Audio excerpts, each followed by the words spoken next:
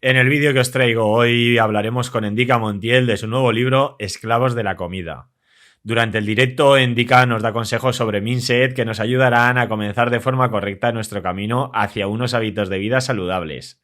Nos cuenta su historia para que no cometamos los mismos errores que cometió él cuando se inició en este estilo de vida. Quédate hasta el final del vídeo y aprende cómo empezar correctamente con tu cambio hacia la salud. Ahora te dejo unos segundos para que puedas suscribirte al canal, darle me gusta y comentar. De esta manera me ayudas a posicionar el vídeo y que con ello lleguemos cada vez a más gente para que puedan mejorar todos ellos su salud.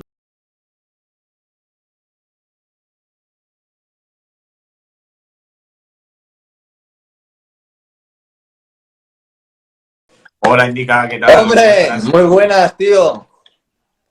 ¿Qué tal Encantado. estás? ¿Me oyes Muy bien? bien. Dime. ¿Me oyes bien, Indica? Uy, se te ha cortado un poco, a ver. Fer, no sé si me oye bien ahora, ¿se me oye bien? Ahora sí, sí, es que creo que ha sido un momento, Indica, que justamente han conectado un montón de gente al mismo tiempo que tú y creo que por eso como que se te ha quedado Bien, tío.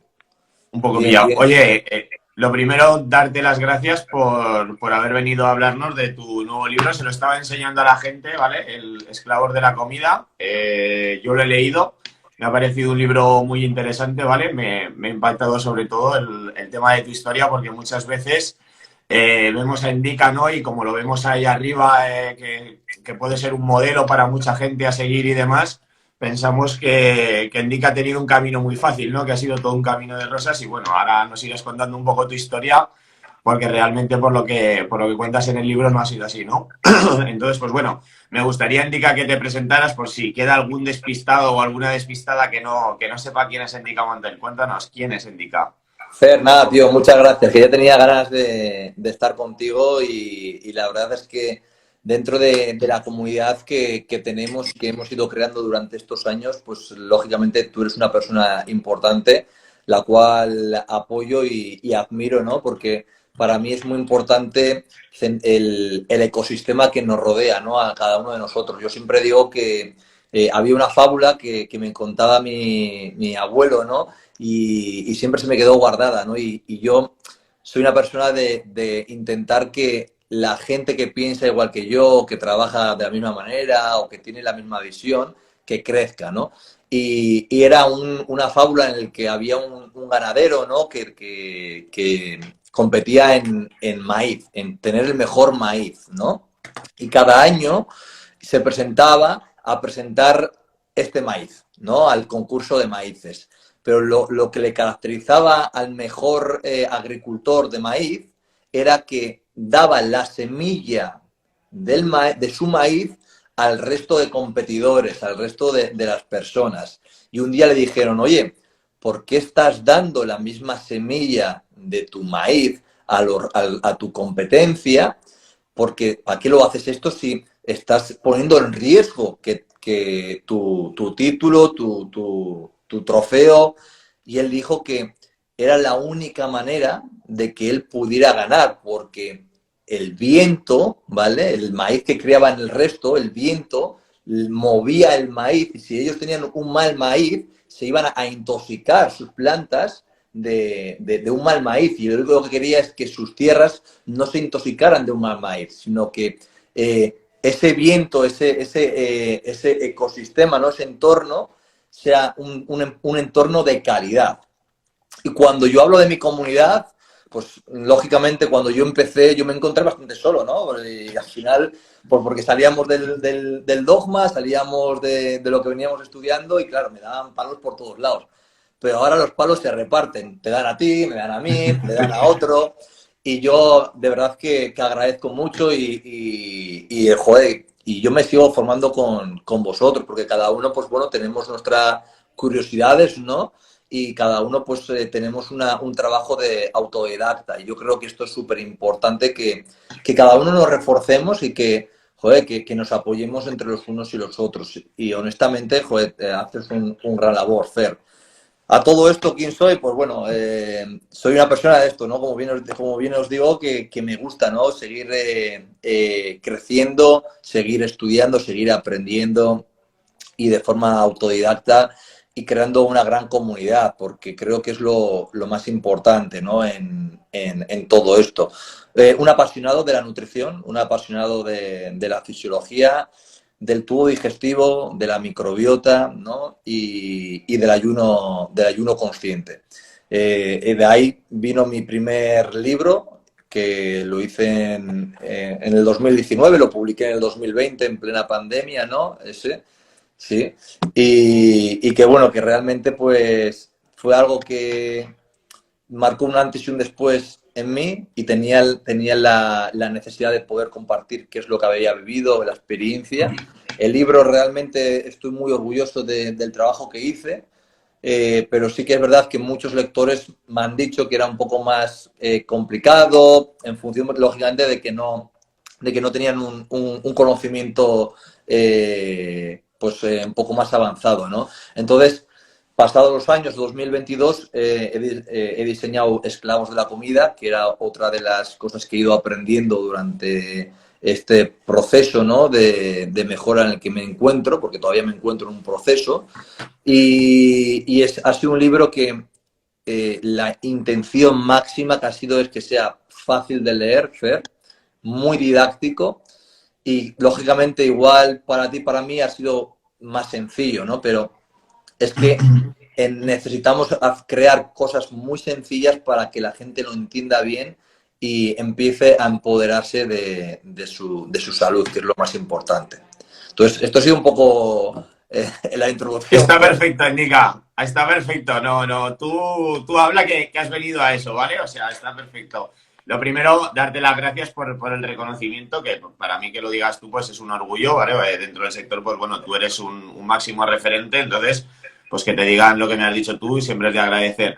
Coincido mucho contigo, Indica, en lo de que es importante que el entorno sea el adecuado, ¿no? A la fábula esa que contabas, que era muy interesante y muy chula, con el tema del maíz.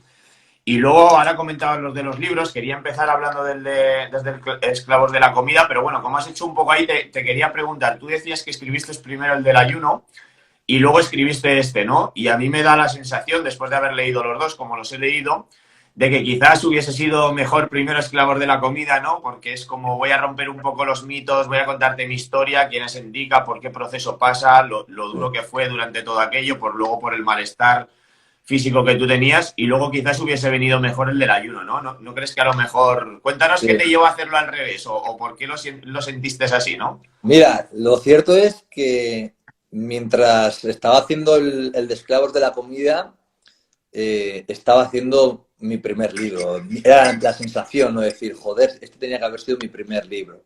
Pero bueno, digo yo, a ver cómo lo toma el público, ¿no? Y la realidad es que todos habéis coincidido en lo mismo, tío. Es, joder, este es el primer libro que tenías que haber sacado. Es donde conozco a Indica, conozco la historia y entiendo mucho mejor todo. Entonces, pues bueno, yo soy una persona, Fer, que siempre digo que a mí lo que me lleva a donde estoy hoy son los errores que he ido cometiendo, ¿no? Y para mí un error, Fer, es una gran oportunidad. Intento fallar con éxito. Y el ayuno consciente, el libro del ayuno consciente, esa complejidad que le quise dar al comienzo, por igual, por querer buscar esos términos un poco más fisiológicos, querer matizar y reforzar un poco más mi trabajo de cara a los profesionales, pues me hizo perder la empatía con el público. No perder, porque el libro ha ido muy, muy, muy, muy bien. Tampoco es perder, pero sí que mi sensación ha sido de que tenía que haber llegado más al suelo, más a las personas de a pie de calle, porque ese es el impacto, ¿no? Entonces, en este libro, esto es la mayor prioridad que yo quise darles, que sea muy sencillo, que enganche a través de la historia, de mi historia. Y sí que es verdad que muchos de los que leéis decís, joder, este tenía que haber sido el primer libro. De hecho, yo cuando me preguntan, ¿cuál es el libro elijo? ¿El del ayuno consciente o el de Esclavos de la Comida? Pues depende de quién sea. Le digo, no, Esclavos de la Comida, vete a por Esclavos de la Comida y luego ya pasarás al ayuno consciente, que sí que es verdad que, joder, que tiene muchísima importancia. Fer, tú lo has leído también, tiene muchísima importancia, pero creo que es mucho más fácil de hacer la introducción y de engancharte el de los esclavos de la comida. Yo, si me permites un poco mi opinión en cuanto a esto, yo también creo que a lo mejor una persona que se esté iniciando un poco en lo que es la vida de esto, pues en este de Esclavos de la Comida, que es tu segundo libro, conocen a Indica, que muchos pues te conocerán por redes, pero bueno, conocen a Indica y además mucha gente se sentirá identificado a lo mejor con tu historia o con bastante parte de ella. Y es verdad que yo lo he leído y es muy sencillo, o sea, es súper sencillito de comprender, pero te da una información de mucha calidad, ¿no? Porque rompe ahí con muchos mitos que ahora a continuación hablaremos de ellos. Y luego me da la sensación, y corrígeme si me equivoco, Indica, de que cuando escribiste el del ayuno consciente, pues lo hacías como un poco más técnico, primero por ti, porque eres un apasionado del ayuno, eres uno de los referentes de España a nivel de ayuno, ¿no? Y luego también un poco, como tú decías, más lanzado hacia el tema del profesional, que yo creo que a lo mejor ese libro iba un poco más a profesionales y a lo mejor no llegaste a todo el público en general por esto, que era un poco lo que tú decías. Sí, es así, es así. Al final, a ver, joder, a mí, yo cuando doy con el ayuno, en el 2016 Fer, descubro el ayuno, es como el niño que descubre un nuevo juguete, tío. O sea, no paro de buscar información, de formarme. Hago mentorías con Jason Fan, o sea, me voy a los top, tío, porque es que al final, y veo que no hay nadie en la habla hispana que diga, hostia, no, pocas personas, tío, hay en la habla hispana que estén hablando del ayuno. Y sí que dije, joder, hay que lanzar aquí información, tío, tengo que intentar a dar visibilidad a esto, intentar mostrar que la gente se puede sanar a través del ayuno, que se pueden conocer a través del ayuno. Por eso para mí el ayuno es esa práctica de autoconocimiento, ¿no? Donde la persona se conoce, que es que lo más importante de una persona, Fer, es que se conozca, porque el sistema nos ha creado para que no nos conozcamos, no percibamos. Tenemos nuestro epicentro, nuestro ordenador de a bordo emite. Entonces, para mí era súper importante esto, ¿no? El ser consciente. Por eso para mí es ayuno consciente. El ayuno nos permite ser conscientes. Y la conciencia es algo que el sistema nos ha arrebatado, que solo te la devuelve, Fer, cuando las cosas están muy feas, cuando estás a punto de morir o cuando el problema es muy agudo. Estoy a punto de morir porque tengo un cáncer de pulmón. Joder, tenía que haber dejado de fumar y podía haber durado 2 años más de vida, de ver a mis hijos, de ver a mis nietos, etc. Pues esta conciencia la tenemos y la que necesitamos empoderarnos para poder tomar correctamente decisiones. Lo que no es posible es que existan seres humanos que sepan que fumar mata y sigan fumando. Eso es ser inconsciente. Entonces, el ayuno consciente te empodera, te da las herramientas para conocerte, para tomar decisiones, para saber descifrar si un alimento te va bien, te va mal. ¿Cuántas veces he escuchado, Indica, ¿me recomiendas hacerme un análisis de test de alimentos? No, el mejor laboratorio lo tienes tú, eres tú. Entonces, esto es lo que hace que tú sepas si un alimento es bueno para ti o no. Y esto es lo que necesitamos. El ayuno ayuda a conectarte con tu ordenador central, ayuda a que tú descubras tu microbiota. Y tu microbiota es ese ordenador de a bordo que tiene un coche, que tienes una avería y no tienes ni idea de qué le pasa a tu coche, pero le llegas al concesionario y ¿qué le hacen? Le meten una pinza y dicen, oye, pues hay fallo en tal, hay fallo en cual. Pues esto hace la microbiota y esto hace el ser consciente, el interpretar estas señales. Y cada uno, Fer, tiene que ser experto de sí mismo. O sea, las personas están acostumbradas a contratar a expertos. Y yo digo que no, que tú no tienes que contratar a un experto, que el experto tienes que ser tú. Contrata a alguien que te ayude a ser un experto y que te ayude a poder gestionar y dirigir tu vida. Y no hay mejor persona que tú a hacerlo. Sí, estoy completamente de acuerdo contigo. Además, me gusta mucho Indica porque tanto en los dos libros tú eres una persona que se centra mucho en esto, ¿no? En empoderar al cliente para que él pueda ser autoconsciente de su propia salud, ¿no? Por ejemplo, hay una parte en Esclavos de la Comida que lo leía, que tú comentabas que a los pacientes les hace ser conscientes de que lo importante no es el peso realmente, sino cómo te encuentras, cómo estás a nivel anímico, tienes inflamación, no tienes inflamación. Entonces es una parte que me ha parecido muy interesante y veo que además concuerda mucho con la filosofía de Endica, ¿no?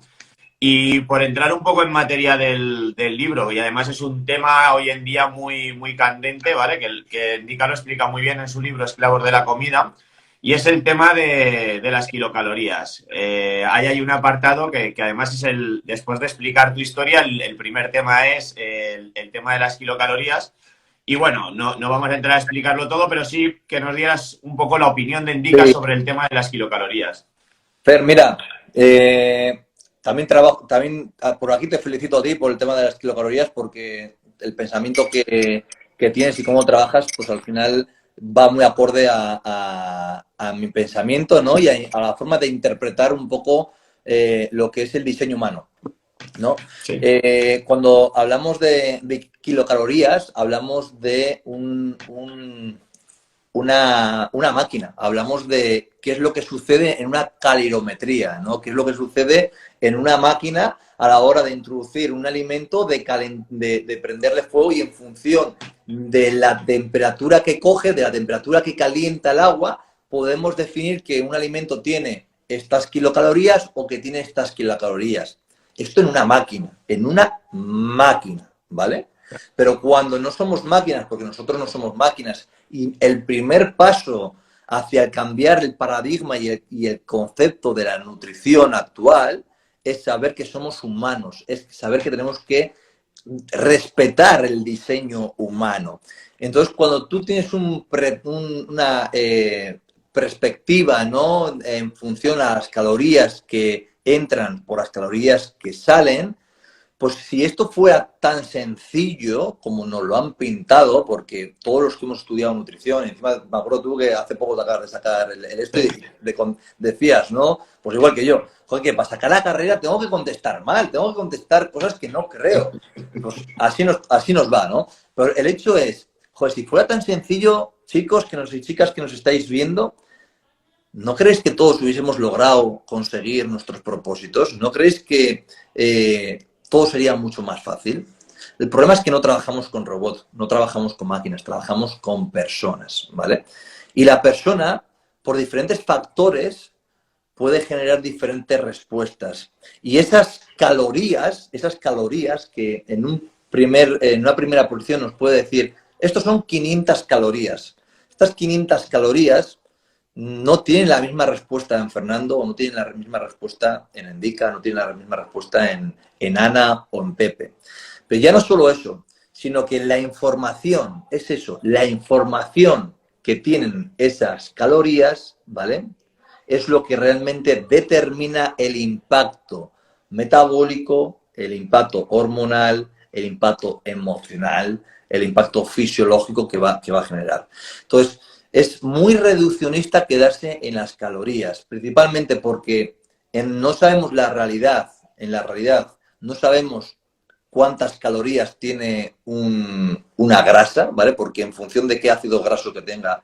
Los ácidos grasos, hablar de grasas también es muy reduccionista. Deberíamos de hablar de ácidos grasos, que también es reduccionista, sino tenemos que profundizar qué tipo de ácidos grasos. No es lo mismo un ácido graso de cadena corta, como puede ser un C8, a un ácido o un butirato, o un ácido graso de cadena larga. O sea, hay ácidos grasos que seguramente puedan ser gestionables como energía, pero hay otros ácidos grasos que cuando se introduzcan, la señalización que va a emitir no va a ser de energía, sino va a ser de reparación, de regeneración. Lo mismo pasa con las proteínas. Esa energía inicial, que parece que aquí tenemos 100 calorías, cuando se introducen esas calorías no son energía. Las proteínas van a generar estructuras, van a reforzar, van a reparar, y ya si acaso quedaría un poco, ¿vale?, irían como fuente de energía, ¿vale?, a utilizarlas como energía. Pero ¿cómo está el tubo digestivo de una persona, Fer? ¿El tubo digestivo de una persona está inflamada? Entonces, si no está inflamado, ese tubo digestivo va a digerir lo mismo que el de una persona que no está inflamada. O el proceso digestivo, el gasto energético que ha tenido la digestión para poder asimilar esas 100 calorías, ¿es el mismo en Fernando que en Endica?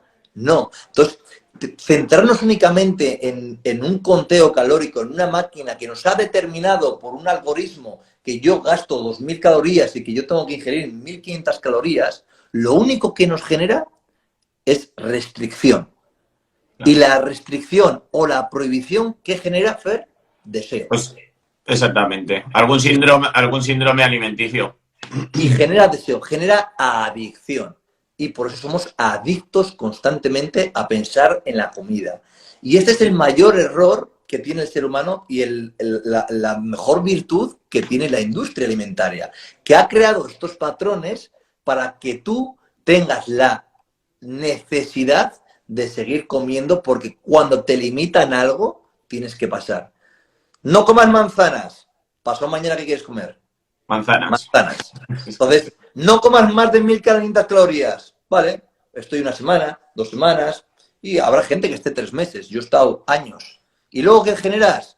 Desarrollas conductas, pues como puede ser un trastorno de conducta alimentaria, generas atracones, generas, activas circuitos de recompensa y generas una esclavitud. Generas que no eres capaz de comer disfrutando sin pensar en qué es lo que tengo que hacer luego, luego tengo que entrenar más veces o tengo que quitar comida y eres un infeliz. Eres un infeliz porque todo te basas en cómo te ves. Y tenemos que pasar de ese estado de cómo me veo a cómo me siento. Me Y si siento. disfruto de la comida sin pensar en la consecuencia que voy a tener, es que me he sanado y mi relación con la comida es la óptima. ¿Vale? Y es súper importante esto, Fer, porque realmente yo lo he pasado fatal. Yo era una calculadora constante. Yo iba a comer con mis amigos y estaba calculando lo que me... Con mi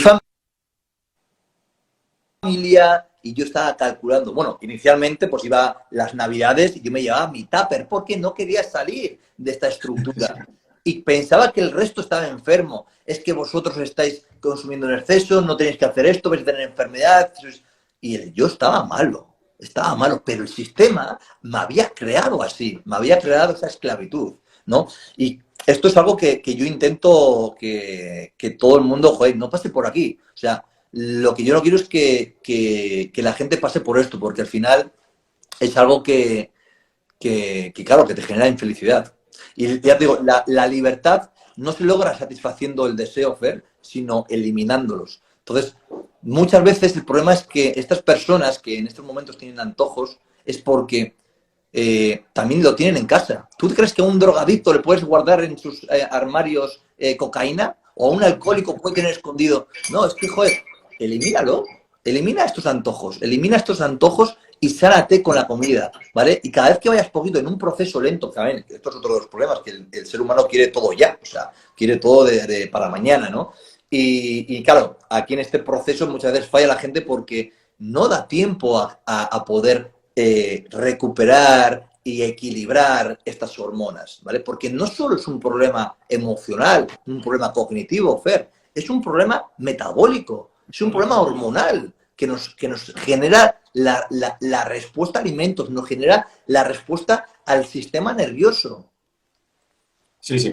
Estoy completamente de acuerdo con lo que dices, Indica. Pues, bueno, tú lo sabes que yo soy del mismo pensamiento que tú y además apuntabas una cosa que yo siempre se lo digo a la gente, que es que, joder, si tienes un problema con el pan, por ejemplo, no lo tengas en casa. Y si tienes un problema con el chocolate, pues mucha gente me dice, es que estoy en casa y tengo que comer chocolate. Es que si no lo tuvieras no lo podrías comer, ¿vale? Entonces tendrías que buscar otro tipo de cosas. Yo por eso en casa siempre tengo... Y esto como consejo para que lo que nos ven, siempre tengo lo justo para comer y si algún día quiero darme un capricho, pues voy y me lo compro y me lo como ese día exclusivamente, pero no lo tengo en casa.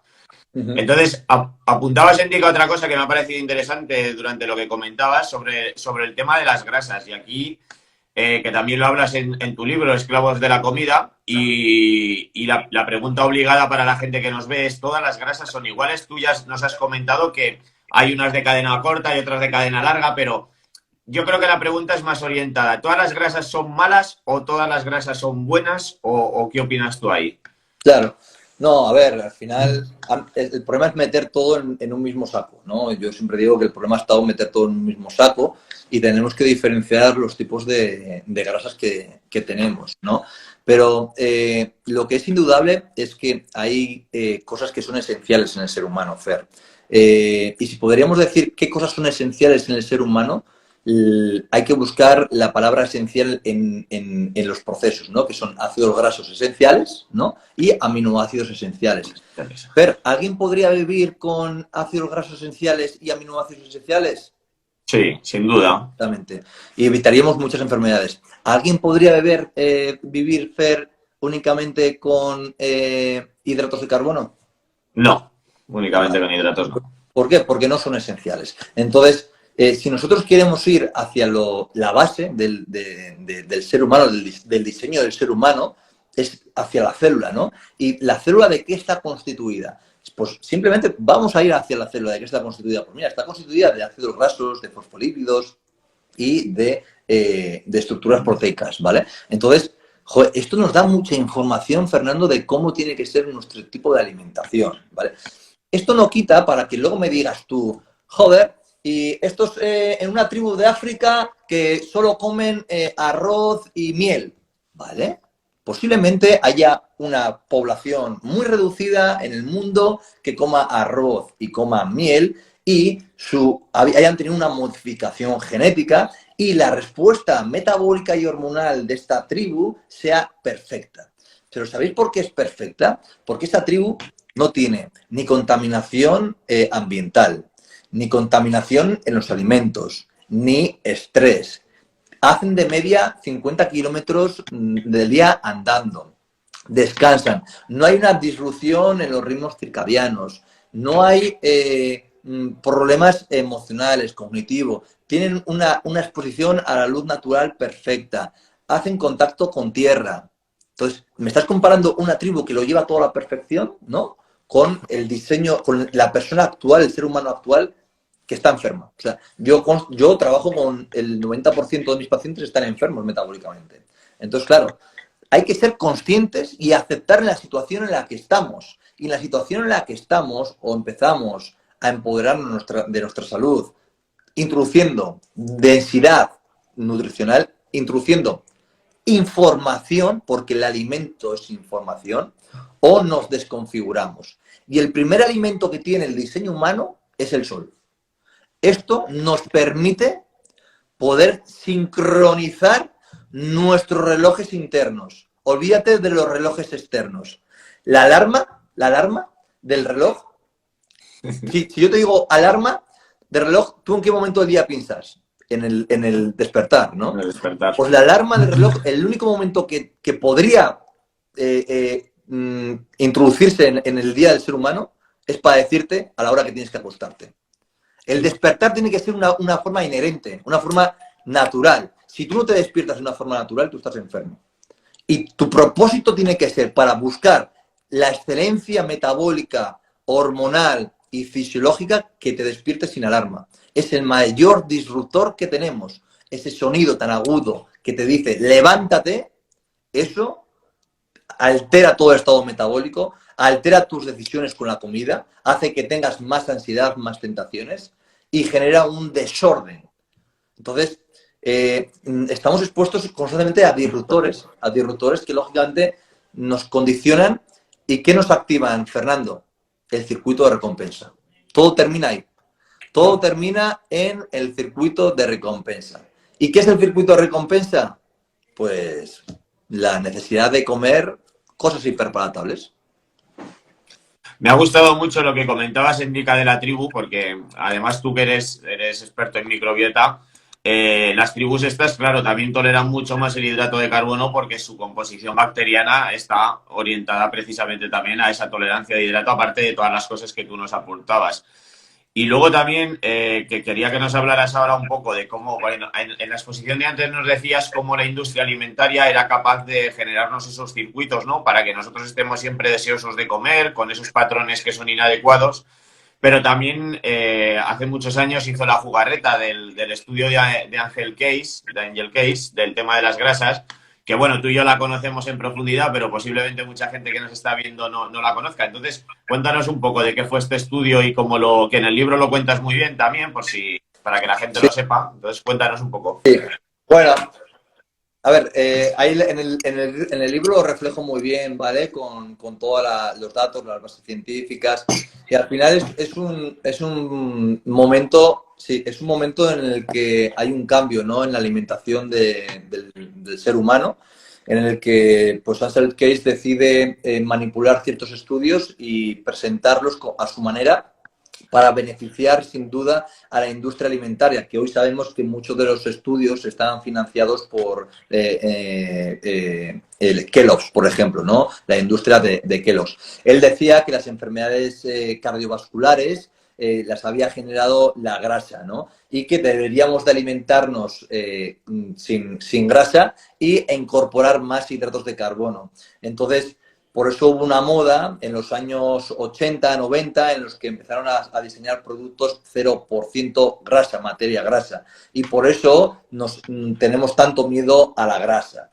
Lo que hemos ido viendo a través de los años, porque al final el tiempo es el único factor que puede dar razón o no, es que el incremento de enfermedades cardiovasculares ascendieron, se multiplicaron, y no solo esto, sino que cada vez se presentaban en edades más jóvenes, desde pequeños. Entonces, hoy sabemos hoy en día que esto fue una mala interpretación por Ansel Keys, que lógicamente que las grasas no tenían ninguna correlación en esas enfermedades cardiovasculares, y sí que eran los hidratos de carbono, los excesos de los procesados y el azúcar. Y cómo a través de estos patrones alimentarios, ¿no?, que los profesionales hemos adquirido el conocimiento, pues nosotros hemos ido minando, ¿no?, este reconocimiento y esta ideología, ¿no? Porque al final yo estudio nutrición, pero lo estudio en base a una pirámide nutricional de 1985 diseñada por el Departamento de Agricultura de los Estados Unidos. El Departamento de Agricultura de los Estados Unidos, ¿qué le interesa que esté en la base del diseño humano? Los cereales, las pastas, las galletas, el pan. Si fuera la ganadería quien hubiese hecho esta estructura, pues hubiese sido pues otra cosa, ¿no? Pero quien debería de haber diseñado la pirámide nutricional deberían ser personas profesionales en el ámbito de la nutrición, no un sector agrario o un sector como el de la agricultura. Entonces, ahí vemos la manipulación y cómo el sistema ha generado estas creencias, estos patrones, y cómo desde el origen, desde los bien pequeñitos, nos codifica, ¿no? Con mensajes, en los propios dibujos animados, como vemos los desayunos con los cereales, cómo nos indican lo del Colacao, la Asociación de Pediatría Española, que fomenta y recomienda el uso de Colacao. Entonces, estamos envueltos, ¿no?, en un sistema de que al único interesado que consumas hidratos de carbono, que consumas azúcar, es a la industria, porque a tu salud es lo único que te perjudica. Pues a todo esto quería nombrar una frase, ya que nos has contado lo de Daniel Case, que me parece muy interesante. Quería añadir una frase que pones en tu libro que dices, galletas sí, pero huevos no, ¿no? Nos han hecho creer que podemos comer galletas para desayunar y que eso no nos va a perjudicar, y sin embargo que si te comes 2 huevos para desayunar todos los días, pues igual te mueres de colesterol, ¿no? Y es un poco muy bien cómo se identifica, cómo está montado el sistema a nivel nutricional, porque es realmente la industria quien controla todo esto.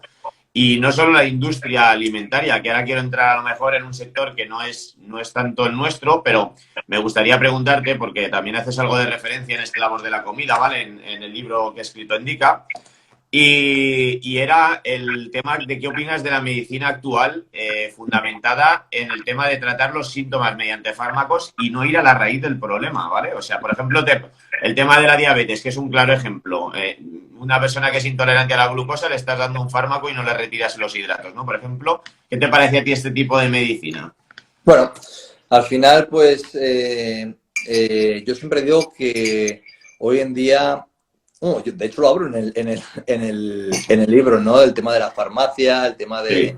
de los fármacos, que no interesa poder sanar a las personas, que si no, no sería la industria número uno, ¿no? Que más dinero genera. Al final quiere personas enfermas, ¿no? Y el hecho es que comienzas con una cosa y que terminas con 10 fármacos diferentes y muriendo, como es el ejemplo que lo pongo Sí. en el libro, ¿no? Pues lógicamente el problema, Fernando, está en que el profesional sanitario, no vamos a meter todos, pero generalmente el profesional sanitario, el médico de familia, es un profesional que está destinado a trabajar la enfermedad, ¿vale, Fernando? No sabe de prevención y no sabe de sanar, sabe de trabajar la enfermedad. Y en base a esto, los fármacos están diseñados para trabajar la enfermedad, no están diseñados para sanar a la persona. Cuando tú le hablas a un médico de familia, a un médico general sobre protocolos de prevención, protocolos de sanación, ellos se pierden, no tienen ese conocimiento porque su carrera se han basado en la farmacología para la enfermedad. Entonces, aquí la pregunta es, ¿tú quieres trabajar la enfermedad o tú quieres trabajar la salud, la prevención? Sabemos que es ridículo en ciertas patologías o en ciertos síntomas incorporar medicamentos porque lo que te genera es la dependencia y lo que genera es la disrupción, ¿no? Por ejemplo, en la prediabetes genera una disrupción metabólica la cual vas a ir empeorando. En el colesterol exactamente lo mismo.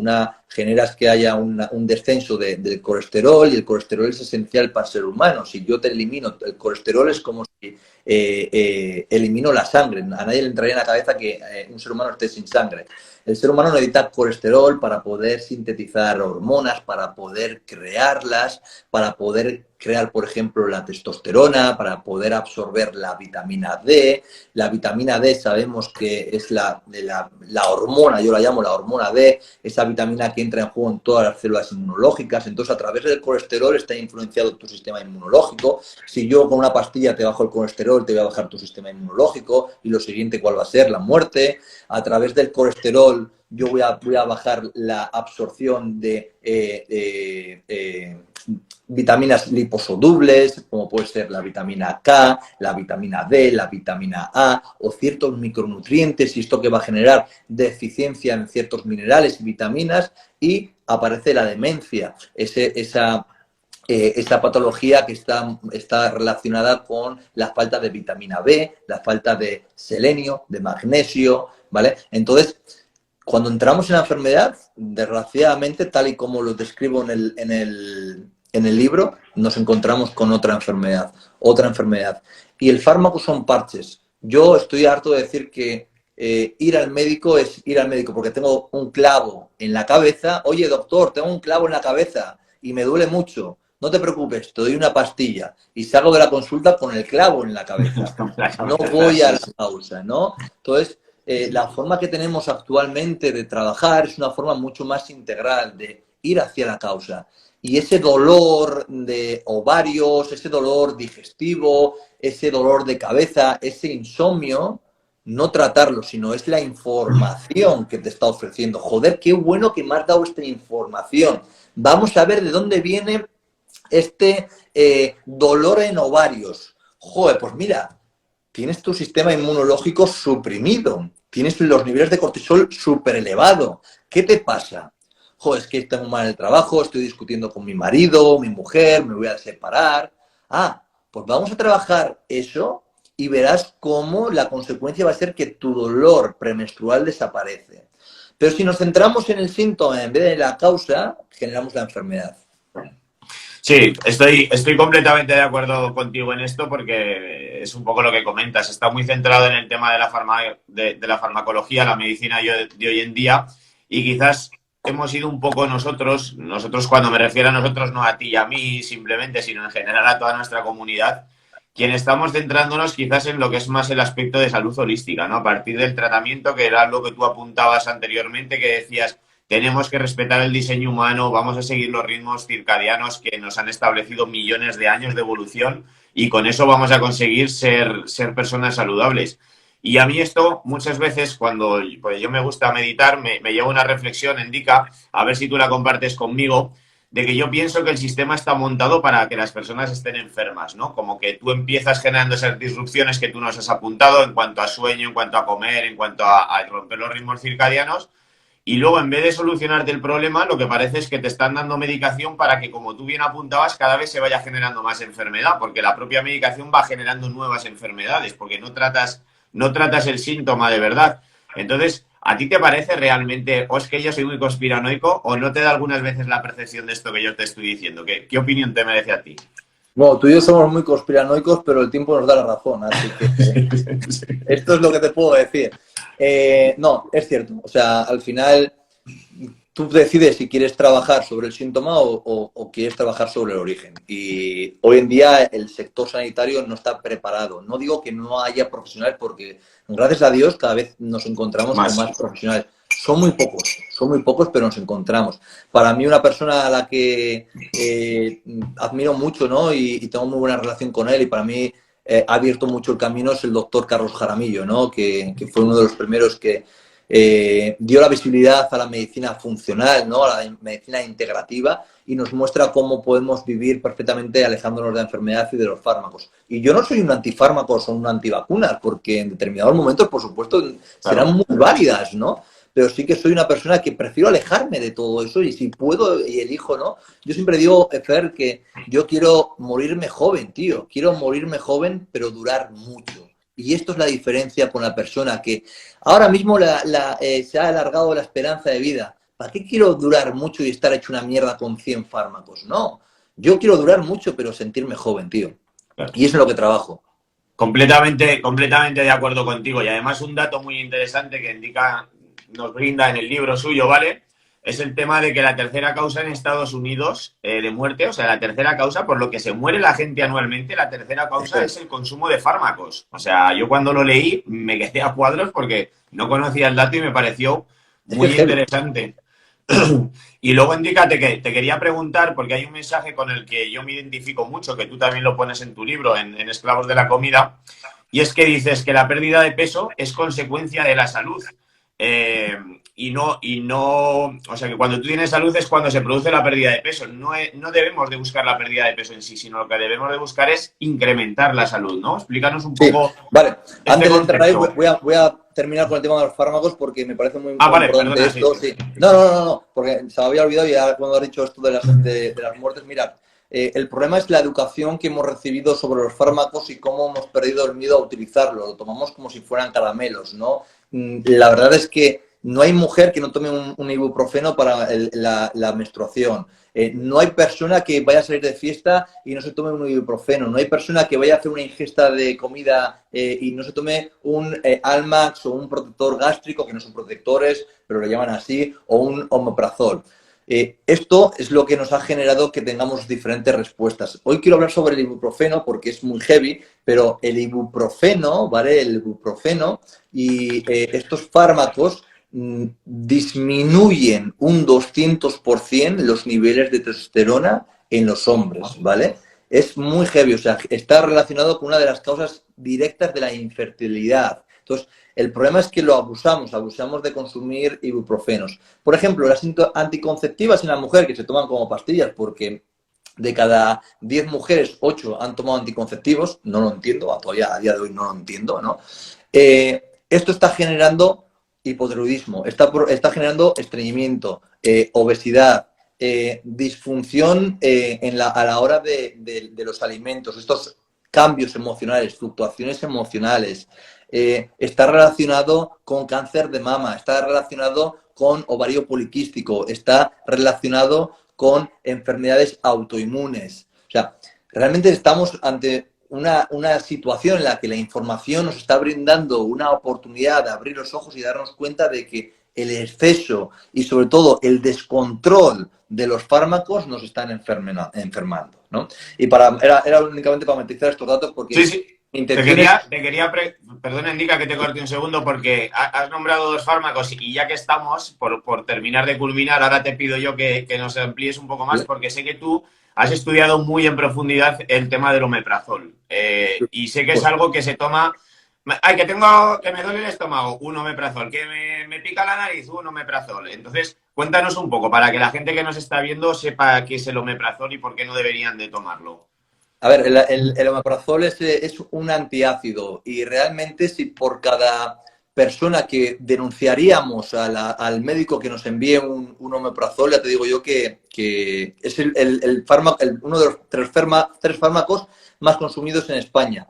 Y a raíz de él es uno de los fármacos que más daño genera, ¿vale? Como bien he dicho, el omeprazol es un antiácido.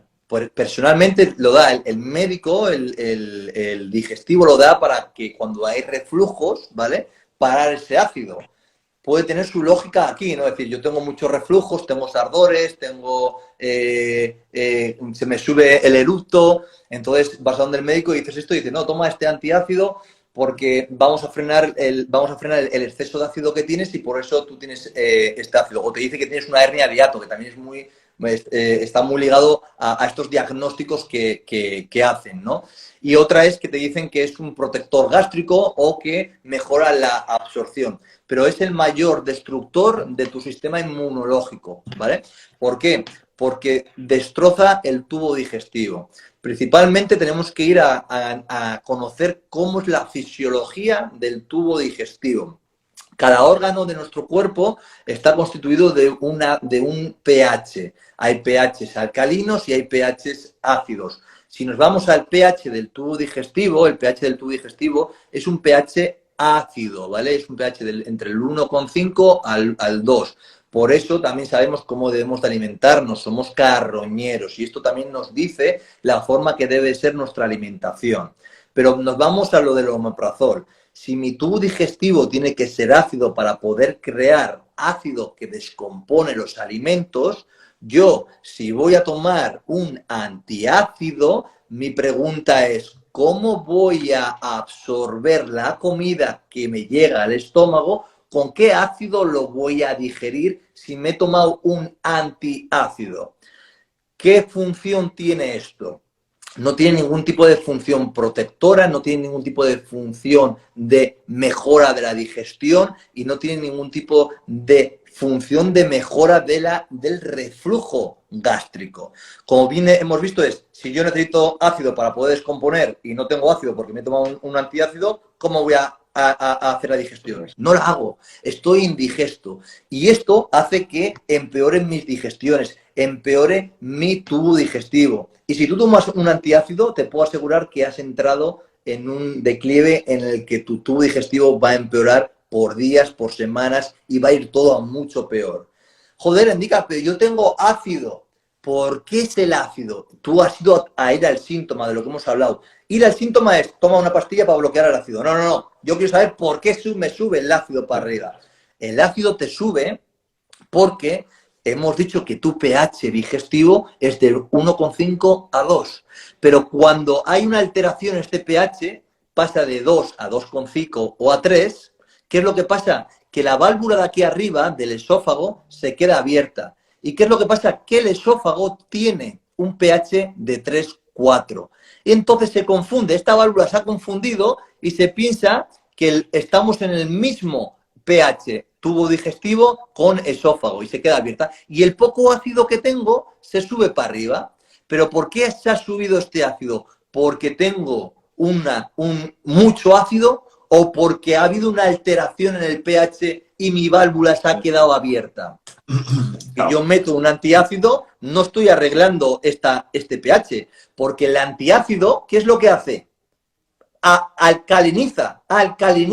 Si quito el ácido, lo alcaliniza más. Entonces mi tubo digestivo pasa de ser de 1,5 a un 3 y a un 4.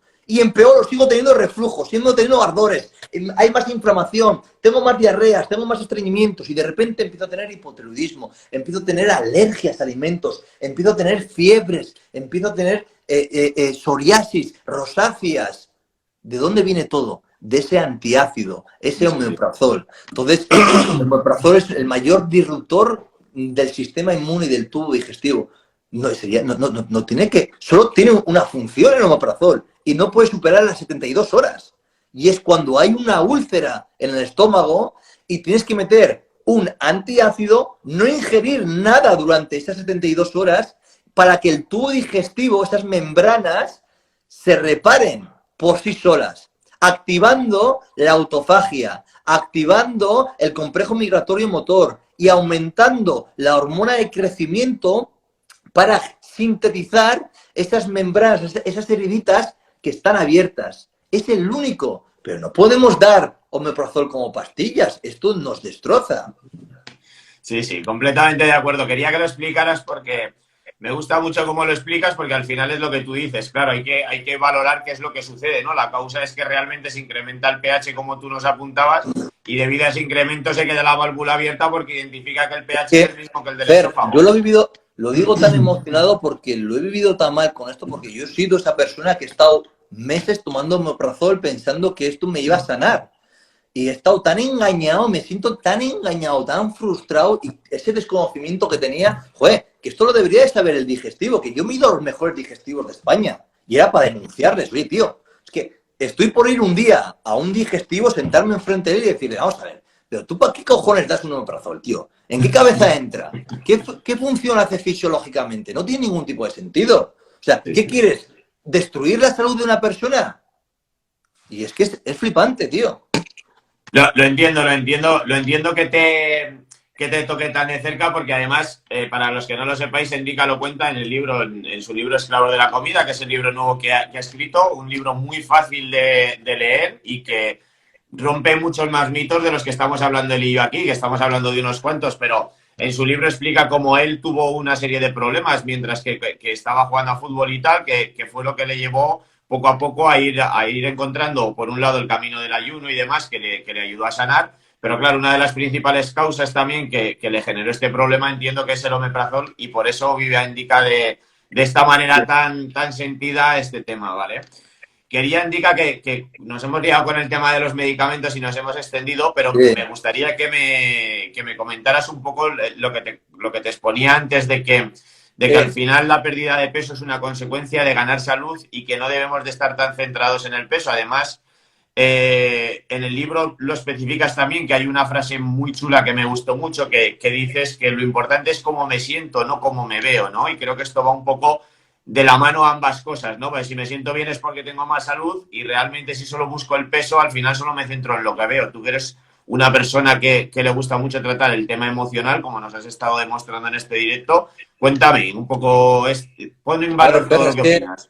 es que de verdad, de nada sirve ajustar todo y perder grasa y verte súper rajado, sin nada de grasa, tío, y ser un triste de la vida. Un triste de que no te soportas ni tú mismo. Yo lo he vivido, o sea, yo lo digo desde primera persona, tío. Yo no me soportaba ni a mí mismo, o sea, yo me he alejado de mis amigos, yo no hacía planes, yo me inventaba que tenía que trabajar para no ir a cenas, a compromisos, y me miraba al espejo y me decía, joder, qué bien estoy y tal.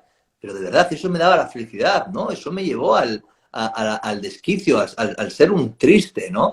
Entonces, yo intento hoy en día, tío, intento que sí, que las personas mejoren su composición corporal, pero sobre todo, ¿sabes qué? Que tengan energía, joder, que vayan a entrenar, que vayan con ganas, que cojan a su mujer o a su pareja o a su hombre y le hagan el sexo 50 veces, que no estén apagados, que no estén agotados, que se rían de la vida, tío. ¿Por qué? Porque es que si no, sí, tengo un físico de la leche, pero es que ni se me levanta, o no tengo ganas ni de tener sexo, no tengo ganas ni de saludar. Yo me pasaba de una acera a otra por no encontrarme con alguien y saludarle. Estaba apático, estaba agotado, tío. Y es eso, tío, porque al final llegas un momento que no es salud y entras en una obsesión y vives en base a un reflejo de un espejo. Y eso no determina tu conducta, no determina tu personalidad y no determina tu felicidad, tío. Y Sí, parte sí. de lo que yo intento aquí enseñar a la gente es, ¿de qué te vale estar el mejor si estás hecho una mierda por dentro, tío? Si no puedes ni subir una escalera, estás cansado, vas al gimnasio y estás agotado. No puedes ni ir a emborracharte un día puntual y pasarlo de puta madre, ¿no? ¿Entiendes? O sea, ya sé que es muy mal hablado todo esto, pero es que son cosas, tío, que de verdad hay que intentar educar a las personas y alejarles de esa mirada, ¿no? Que los canons nos han impuesto, porque, claro, es eso lo que quieren.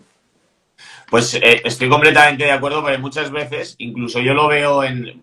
Tú al final tenías este problema porque eras un deportista profesional, ya bien fuera cuando en el fútbol o cuando te estabas preparando para el tema de Mister Olimpia.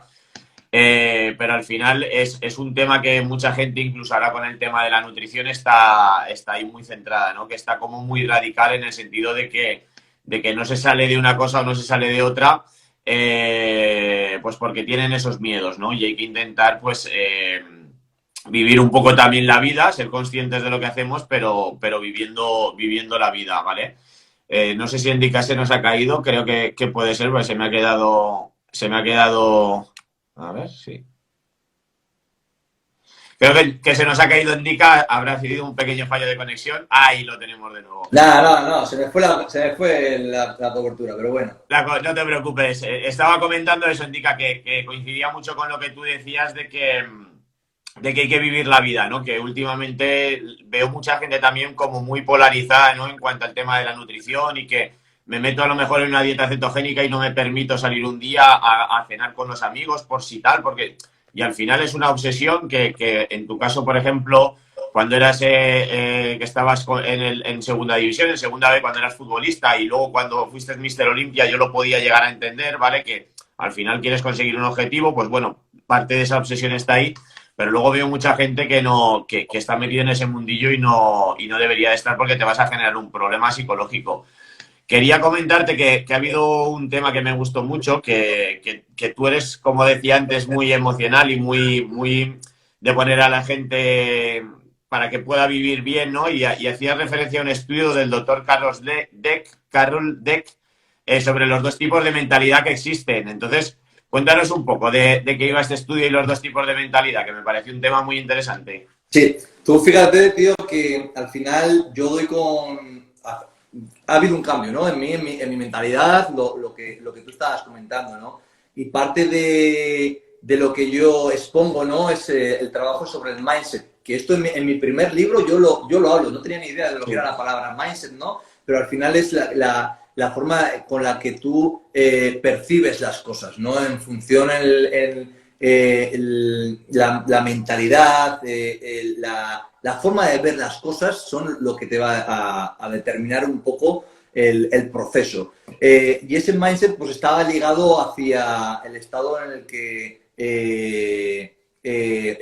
eras un esclavo, estabas esclavizado, estabas en esa sintonía, ¿no? En cuanto a mantener el sistema, a no salir de los patrones, a no investigar, a no salir de tu estado de confort. ¿Y cuántas personas encontramos hoy que son incapaces, Fer, de salir de un estado de confort? Bien porque tienen miedo o bien porque han sido educados, ¿no? En base a esa creencia. Sí. Y el otro día hice una de las conferencias que hice, ¿no? Exponía un poco cómo el tigre, tío, para poder cazar su presa, hace de 1 hasta 20 intentos. Las personas hoy en día no intentamos las cosas. La intentamos una vez, 2 veces, 3 veces, pero tiramos la toalla, tío. No somos capaces de poder seguir evolucionando, ¿vale?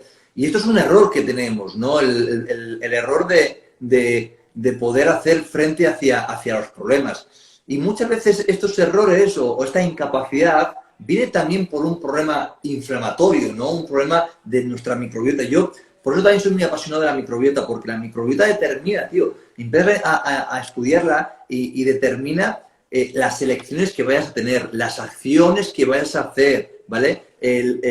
Cómo vas a enfocar tu día. Si tienes un problema, ¿cómo lo vas a solventar? ¿Qué hambre, qué tipo de alimento vas a incorporar? En función de los hongos que tienes, de estos microorganismos, vas a decir, hostia, me apetece esto, me apetece otro. Ese tubo digestivo va a determinar si tú vas a ir a comerte el mundo o vas a tener miedo de comerte el mundo. Vas a tener miedo de decir algo que a una persona le va a sentir mal, pero lo que no sabes es que al único que le siente mal es a ti, el reservarlo, ¿no? Estos atragantamientos de pensamientos que generan esta disrupción en nuestro tubo digestivo, nuestra microbiota, ¿no? Y a través del mindset hay que trabajarlo, porque al fin y al cabo el mindset es lo que nos va a determinar el ver el Matrix, ¿no? El ver una forma de ver las cosas u otra. Y luego la persona se tiene que empoderar, ¿no? A través de este autoconocimiento de tomar las decisiones oportunas y salir de ese estado de confort.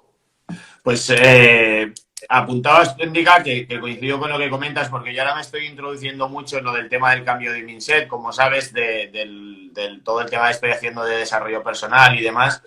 Y me parece un tema fascinante porque tú sabes que en clínica puedes identificar que la mayoría de personas que te vienen con problemas metabólicos necesitan ese cambio de mindset, ¿no? Necesitan ese cambio de pensamiento para empezar a quererse, para empezar a enfocar las cosas de otra manera, para tomarse la vida de otra forma. Y tú apuntabas al principio una cosa que yo me identifico mucho y creo que también soy una persona de esta índole y me ha gustado mucho que lo dijeras, no lo he resaltado entonces, pero lo resalto ahora, y era que cuando tú tienes una caída, la sociedad nos ha enseñado a que no debemos de caernos, ¿no? Y es una equivocación. Deberíamos de caernos y esa caída debería de ser una oportunidad para aprender, una oportunidad para ser quien realmente somos y para volver a crecer. Entonces, me gustó mucho tu libro, Indica. Pues bueno, llevamos una horita, te quiero dar las gracias por no robarte mucho más tiempo. Primero, antes de irnos, vamos a decirle a la gente, porque he visto que había un montón de gente preguntando por el chat cuál es el libro de Indica, tal. El libro de Indica es Esclavos de la Comida, ¿vale? Es su nuevo libro. Lo podéis encontrar en Amazon. Creo que ahora nos dirá Indica si en Latinoamérica lo podéis comprar en papel. No, en Amazon lo pueden localizar en cualquier parte del mundo, Fer. Perfecto. Al final está ahí metido y bueno, sí que es verdad joder, pues que me hace mucha ilusión que la gente pueda cogerlo. Creo que es un libro muy necesario y creo que, joder, si se puede compartir, ¿no? Yo creo que es interesante porque va a ayudar a muchas personas a salir de ese estado de esclavitud y les va a ayudar a liberarse, tío, que es lo más importante. Entonces, nada, agradecer a las personas que también hagan su divulgación, ¿no? Porque yo siempre digo que cada uno que lee el libro, tío, es una persona que tiene una luz, que tiene una función especial. Porque cualquier persona no coge este libro. Lo cogen las personas, tío, que tienen luz. Y la luz está para iluminar a otros. Iluminar y mostrar el camino. Entonces, nosotros a través de la luz que iluminamos, ¿no? Que emprendemos, ¿no? Podemos ayudar a otras personas. Y es que somos bombillas, tío. Cada uno de nosotros somos una bombilla que desprende una luz. Y esta luz hace que la persona vea un camino o no vea otra. Entonces, las personas, no tengáis miedo a compartir, no tengáis miedo a compartir vuestros pensamientos, no tengáis miedo a compartir vuestro estilo de vida. Quien hable, que hable de lo que le dé la gana. No os define lo que la gente piense de vosotros mismos. Y es que si no, no estaríamos ni aquí, Fer, ni yo, si tendríamos miedo. Compartir, si os sentís bien, compartirlo desde esa sanación, desde esa felicidad, desde ese estado de armonía. Y nada, y gracias, tío, gracias a ti, Fer, porque al final te digo, como he dicho, haces un trabajo, me encanta tu trabajo, metes horas, que es de agradecer también, porque a pocas veces agradeces, metes horas, tienes tu clínica, das un salto, te comprometes, quieres ir a más, te la juegas y te lanzas. Y también, tío, yo admiro a esas personas, igual que en el libro lo pongo, tío, admiro a personas que dicen, tío, no quiero acomodarme, quiero ser feliz, tío. Y tú para mí también has hecho esto, tío, y te felicito de verdad, de corazón. Muchísimas gracias, Enrica. Ya te digo que venga de ti para mí es un placer, porque como te digo, para mí eres referente, entonces es una maravilla. Y es verdad que habíamos hablado muchas veces, pero no habíamos nunca compartido el directo y te quería decir que he estado muy a gusto. He conocido una parte de Enrica que no conocía y que me agrada muchísimo, que es ese tema tan emocional, tan de compartir, tan de ser tan generoso, ¿no? Que era lo que tú decías al final, de transmitir tu luz a los demás. Y eso no se puede denominar de otra manera nada más que de generosidad, ¿no? Porque no todo el mundo tiene esa capacidad para hacerlo, mucho menos como lo haces tú. Así que nada, deciros eso. Hemos tenido ya Enrica, espero que no sea el último día. Tenéis sus libros en Amazon, Esclavos de la Comida y Ayuno Consciente, ¿vale? Ayuno Consciente, para los que estáis empezando en el ayuno, es un libro magnífico, un poco técnico, que tendréis que asimilar conceptos, pero más vale empezar desde una cosa técnica y ir adquiriendo esos conocimientos, que no empezar un poco desde la nada, ¿no? Y coger cosas que a lo mejor estás perdiendo un poquito de tiempo leyendo cosas que realmente no tienen ese valor que se paga con tu tiempo, ¿no? Así que nada, Indica, muchísimas gracias. Nos vemos en otro directo, espero, y un fuerte abrazo. Sí, Fer. Nada, haremos otra cosa más y seguramente que hagamos muchas más cosas. Nada, tío, de verdad, gracias de corazón y a todos los demás. Un fuerte abrazo. Igualmente, Indica, el directo se va a quedar guardado para los que... Sí, lo voy a compartir yo también. ¿Vale? Eso es, perfecto. Venga, un abrazo a todos. Chao, chao. Hasta luego.